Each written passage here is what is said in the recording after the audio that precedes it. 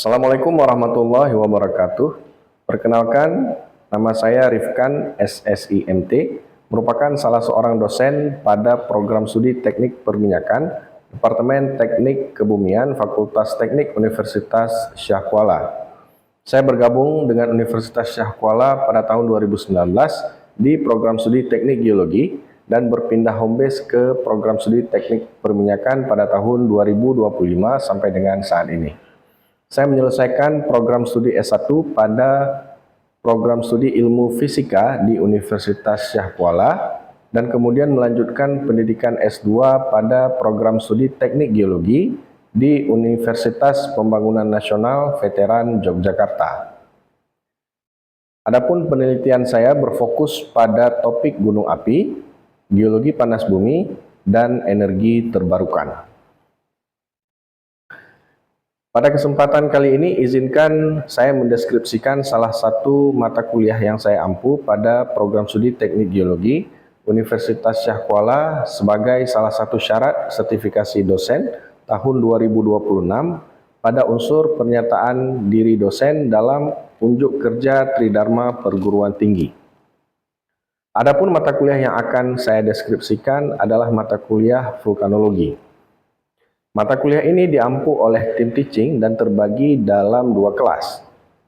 Item deskripsi mata kuliah yang akan saya jelaskan mencakup yang pertama, deskripsi mata kuliah, yang kedua, materi pembelajaran, yang ketiga, capaian pembelajaran, yang keempat, metode pembelajaran, yang kelima, evaluasi pembelajaran, dan referensi perkuliahan serta akan ditutup dengan sebuah video pembelajaran. Adapun mata kuliah vulkanologi merupakan mata kuliah wajib berjenis studi kasus atau case method dengan kode STGB 2019 dan SKS berjumlah 2 serta berada pada semester 3.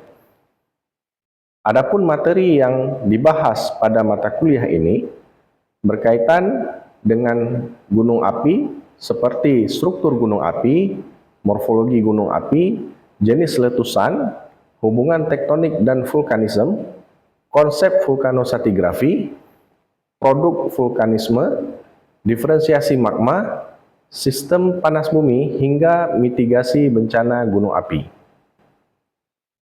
Adapun capaian pembelajaran pada mata kuliah ini terdiri dari 2 capaian pembelajaran dan 3 capaian mata kuliah. Masing-masing capaian mata kuliah dievaluasi dengan assessment berupa kuis, tugas, ujian, dan studi kasus di lapangan. Adapun metode pembelajaran yang digunakan pada mata kuliah ini terdiri dari teacher center learning berupa perkuliahan dalam kelas, student center learning berupa diskusi dan juga presentasi oleh mahasiswa, serta pembelajaran di lapangan.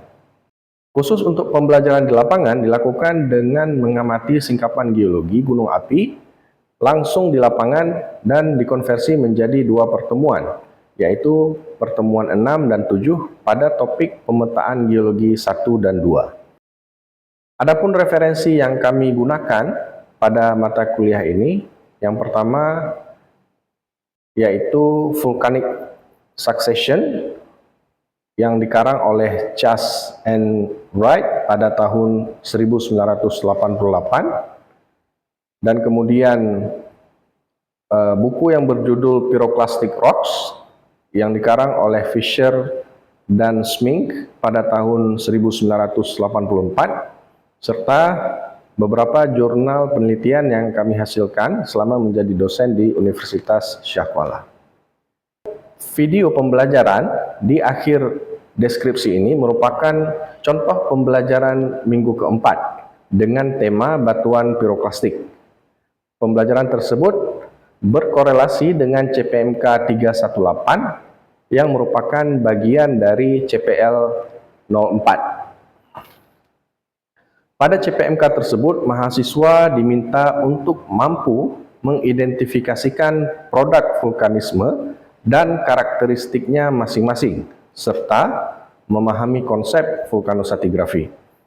Demikian video deskripsi mata kuliah ini kami sampaikan.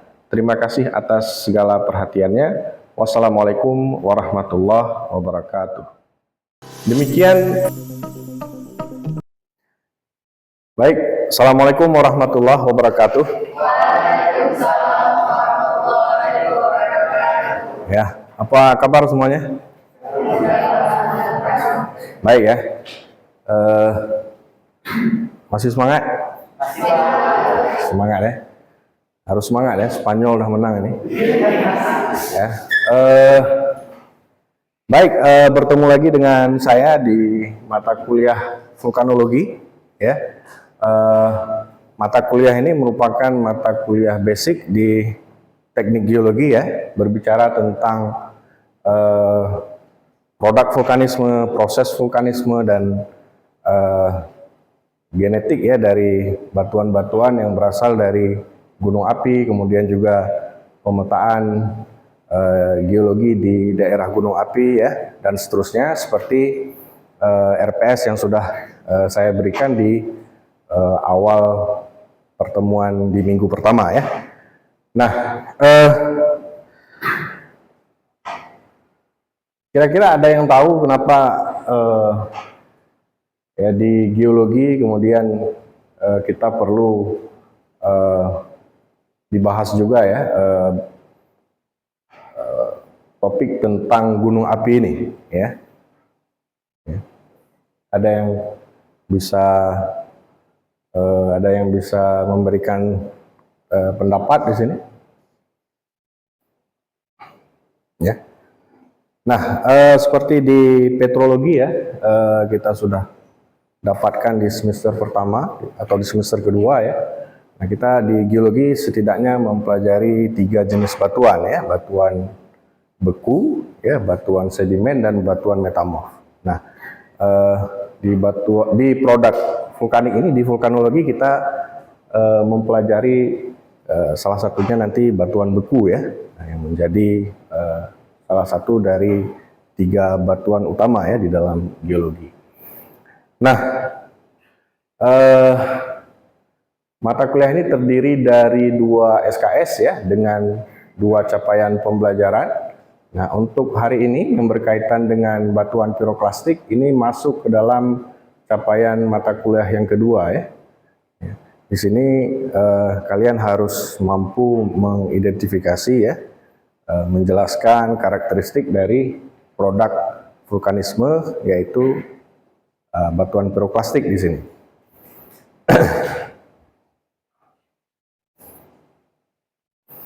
Ya, seperti yang saya sampaikan tadi bahwa di minggu pertama kita sudah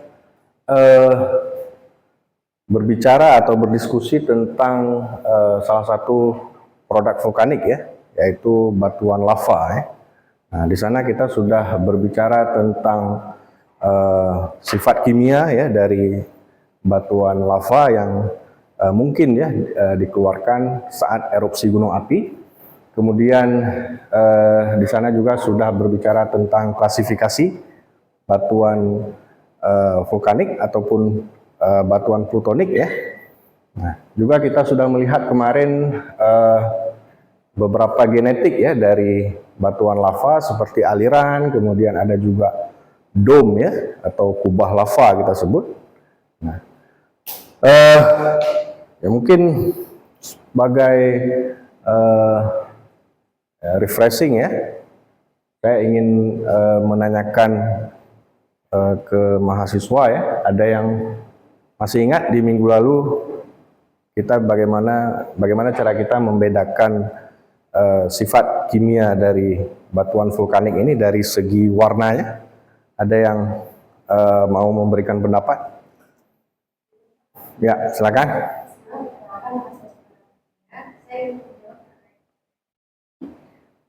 Cara membedakan sifat batuan beku dari tersebut, biasanya semakin tinggi kadar sedimennya, maka akan batuan tersebut akan semakin cerah. Bahkan seperti batuan basaltik, batuan tersebut akan lebih gelap daripada batuan basidik. Selanjutnya batuan basidik itu akan lebih gelap juga daripada batuan batuan geologi. Ya, betul ya. Ya, tadi jawaban teman kalian bahwa semakin tinggi kandungan SiO2 ini biasanya batuannya akan lebih cerah ya, semakin cerah ya, semakin glowing ya. Jadi kemarin kita sudah berbicara sifat batuan yang basaltik tadi disebutkan sama teman kalian. Artinya kalau berbicara sifat kita menggunakan imbuhan ik ya di belakang ya, basaltik, andesitik, kemudian riolitik ya. Nah, semakin dia menuju riolitik maka dia akan semakin cerah ya. Ya, betul sekali ya. Nah, pada hari ini kita akan lanjut ke produk vulkanisme yang lain. Nah, kalau sebelumnya kita melihat produk vulkanisme yang dia itu berada di terrain ya sebagai traksinya sebagai jalur dia tertransport ya. Nah, sekarang kita akan melihat produk vulkanisme yang dia itu dapat terbawa oleh letusan ya. Nanti kita akan mengenal piroklastik jatuhan, piroklastik aliran, dan juga ada piroklastik hembusan ya. Nah, jadi dia ini diawali oleh satu buah letusan ya. Kemudian si gunung ini akan melemparkan material vulkaniknya dengan berbagai ukuran begitu, akan terdeposit di tempat-tempat tertentu ya, dan bisa dibedakan, bisa diklasifikasikan berdasarkan karakteristiknya masing-masing ya. Oke ya, jadi fokus kita sekarang produk yang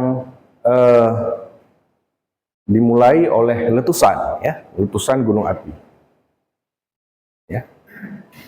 Nah, untuk produk piroklastik ini atau batuan piroklastik ini kita perlu mengenal beberapa klasifikasi di sini.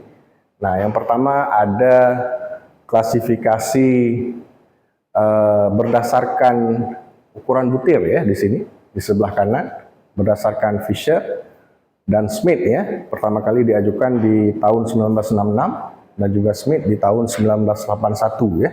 Nah, yang sebelah kanan kita lihat ada segitiga terbalik seperti ini. Nah, ini klasifikasi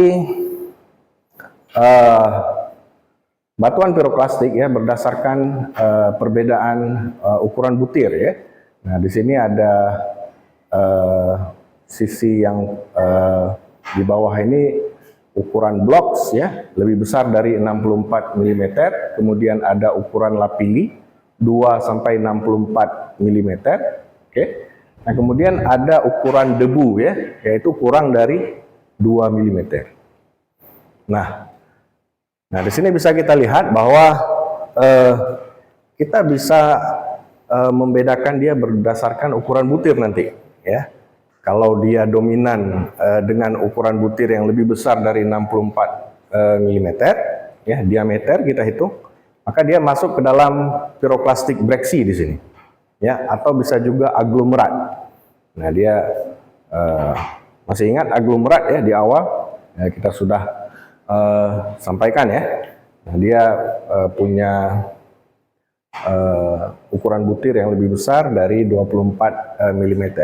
Kemudian kalau dia mix atau campur antara ukuran lapili, kemudian ada lagi tuff di situ atau ukuran debu, maka dia bisa masuk ke dalam jenis batuan di sini disebut breksi lapili tuff.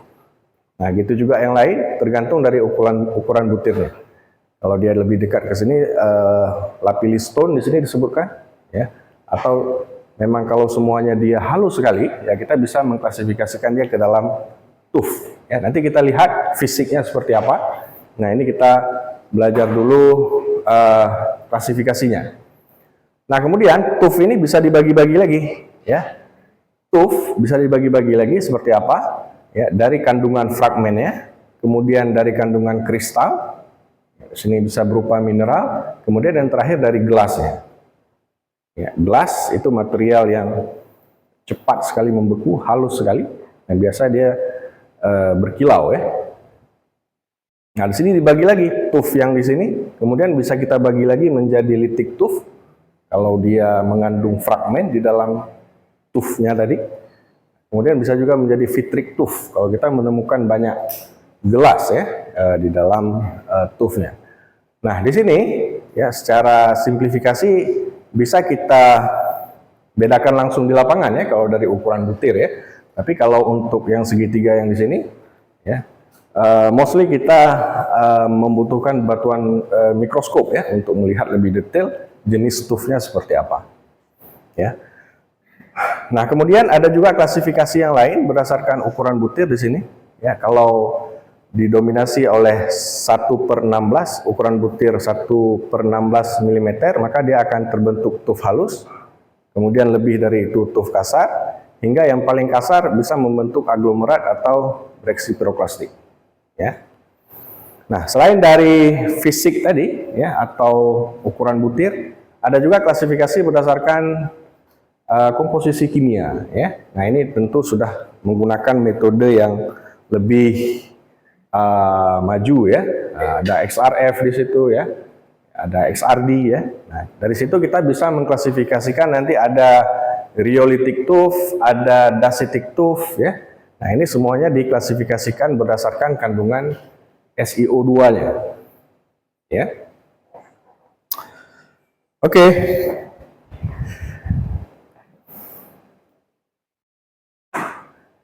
Ya. Nah, ini kita lihat yang pertama bagaimana fisik dari piroklastik jatuhan ya. Nah, jadi kalau kita kembali di awal tadi, nah si gunung ini akan mengerupsi ya, ada bagian material yang terlontar ke atas dulu, ada yang kemudian dia turun menuruni lereng dari gunung api. Ya. Nah, produk dari letusan tadi ya, yang pertama bisa berupa piroklastik fall ya, atau jatuhan piroklastik. Nah, fisiknya ini dia cukup mudah dibedakan ya. Ya, layering dia ya, ada putih, ada hitam gitu ya. Cukup jelas ya perbedaan lapisan-lapisannya. Ya, jadi kalau bisa dibayangkan dia itu terlontar ke atas ya, kemudian jatuh ke daratan ya, dan kemudian membentuk layer-layer seperti ini. Ya, easy sekali ya, mudah sekali kita bedakan ya, dan umumnya dia berbutir cukup halus ya. Kalau bisa di visualisasikan seperti ini, halus sekali, kurang dari 1/16 mm tadi ya. Nah, kemudian bisa juga dia melontarkan material yang tidak halus atau kasar ya, tadi disebutkan bisa berupa bom vulkanik seperti ini. Nah, dia lebih besar dari 264 mm ya. Kemudian ada juga yang lapili ya. Nah, ini yang di antara tadi ya, di antara itu. Nah, di sini dibuat satu buah model ya, bagaimana si tuff ini akan jatuh di satu buah tiren ya. Nah, di sini ada satu buah topografi ya. Maka tuff itu dia kalau baru saja jatuh dia akan filling di topografi dengan sangat rapi seperti ini ya. Jadi akan mengikuti topografinya seperti maunya topografi gitu ya. Jadi akan rapi sekali ya. Nah, ini yang menjadi kunci bagi kita nanti bagaimana menentukan jenis piroklastik di lapangan ya. Nah, kemudian ada jenis piroklastik yang kedua, ini ada piroklastik flow ya. Nah, dia ini memang kalau kita lihat model tadi, dia akan filling di daerah-daerah yang ada sedikit cekungan ya, atau lembah ya, di daerah-daerah gunung api. Nah, maka dia akan fill di daerah situ, akan memenuhi daerah-daerah yang punya sedikit cekungan ya. Nah, ada beberapa jenis ya dari piroklastik flow ini ya. Kalau dia kaya akan batu apung ya, dan juga gelas, maka kita ada spesifikasi khusus di sini. Kita kenal dengan batuan ignimbrite ya. Ya. Nah, nanti visualisasi foto akan lebih jelas ya di depan, nanti kita lihat. Nah, kemudian yang terakhir ada piroklastik surge ya, atau hembusan ya. Nah, dia ini karena berasosiasi dengan udara, dan udara itu fluida juga ya. Biasanya produk yang surge ini dia akan mengalami turbulensi ya. karena berasosiasi dengan udara, kontak dengan udara, ya, dia akan kita kenal juga dengan piroklastik hembusan, ya. Nah, dia akan biasanya tidak dipengaruhi oleh topografi, ya, seperti model ini. Nah, dia akan feeling saja di topografi, tapi tidak serapi piroklastik fall, ya. Dia akan feeling saja selama masih ada energi, maka dia akan feeling di topografi, baik di lembah ataupun di punggungan, ya. Nah, dia ini bisa berasosiasi juga dengan batuan piroklastik, dengan aliran piroklastik flow tadi, ya. Nah, jadi ini hanya simplifikasi atau model, tapi dalam kenyataan di lapangan dia ini bisa saling bertindihan, ya. Nah, kita lihat. Nah, seperti apa? Nah, ini visualisasi di lapangan biasanya dia akan cukup kompleks, ya, ketika si piroklastik ini dia turun, ya, dari lereng, ya. Nah, ini visualisasinya ketika dia turun dari lereng begitu, ya. Ya. Ya. Nah, di sini si batuan tadi bisa si material tadi bisa membentuk aliran piroklastik, ya, sekaligus membentuk yang surge piroklastik atau piroklastik hembusan. Makanya tadi disebutkan di awal dia bisa berasosiasi, ya, bisa saling layering dia di sini. Nah, terus si fall piroklastik di mana? Ya. Nah, di sini kita lihat kalau di sini ada surge piroklastik, kemudian ada aliran piroklastik. Kalau yang piroklastik jatuhannya di mana? Ya, betul, ya, di udara, ya. Kalau saya perpanjang lagi, ya, si surge piroklastik ini dia di atas, ya. Baru ketika energi lontarannya ini habis, baru dia akan gravitational settling, ya. Dia akan settling berdasarkan gaya gravitasi, ya. Dia akan terendapkan, yang mana yang lebih besar biasanya dia akan jatuh lebih dulu, ya. Ya,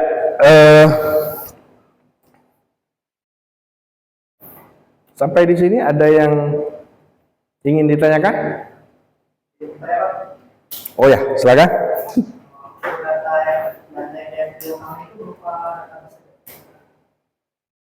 Ya, jadi ada pertanyaan dari teman kita nih.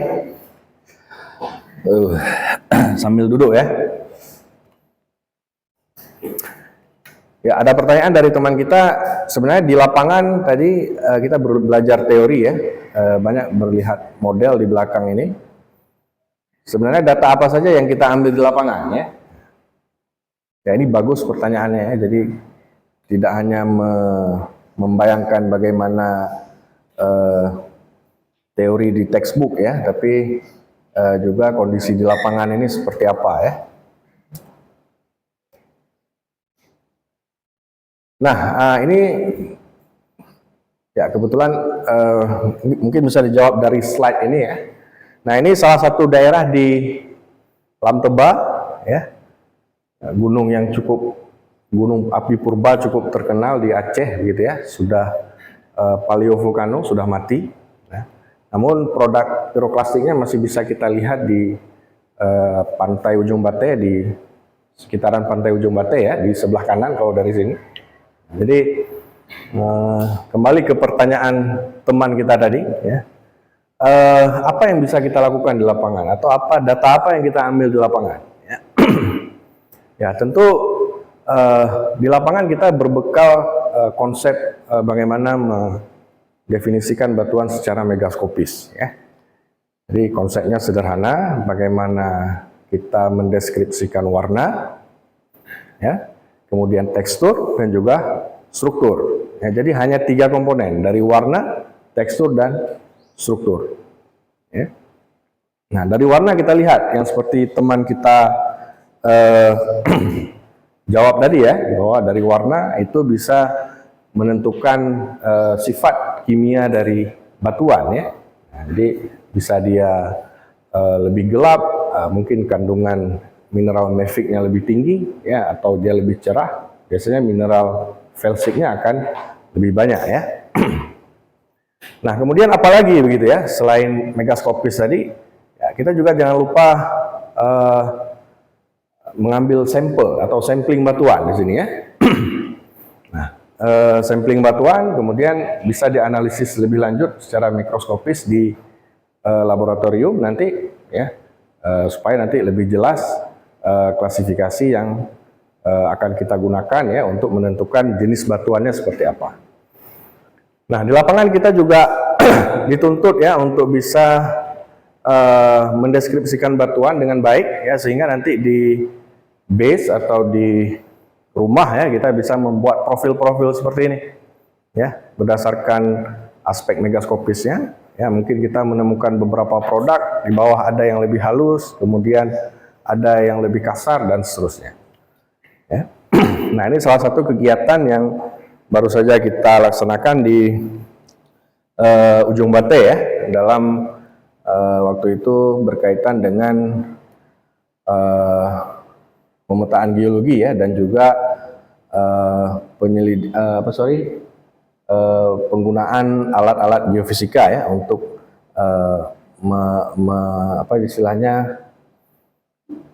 menginvestigasi atau mengimaging kondisi subsurface di daerah tersebut seperti apa. Oke. Ya, mungkin itu dulu ya untuk hari ini. Saya ingatkan juga untuk teman-teman mahasiswa di minggu depan, ya, kita masih berbicara tentang produk vulkanik, ya, namun dia agak spesifik di sini, ya. Kita kenal dengan produk-produk epiklastik, ya. Ya, jadi seperti di awal saya sampaikan, ada batuan beku, ada batuan metamorf, ada batuan sedimen. Nah, di batuan vulkanik, ya, ketika dia mau tertransport atau terhancurkan sebelum dia menjadi batuan sedimen, maka ada satu jenis batuan, yaitu batuan-batuan epiklastik, ya. Jadi dia ini menjadi transisi, ya, antara batuan vulkanik dan batuan sedimen, ya.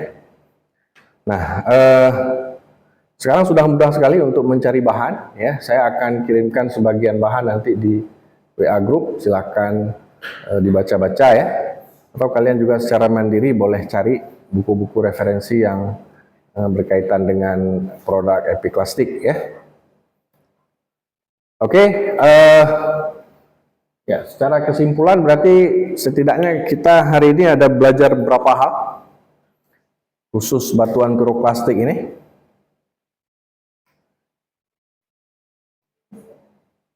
Ya, yang pertama tadi klasifikasi, ya. Tadi klasifikasi Smith dan juga Fisher di awal. Kemudian yang kedua ada genetik dari batuan piroklastik, ya. Ada yang fall, flow, aliran, dan juga ada yang surge, ya.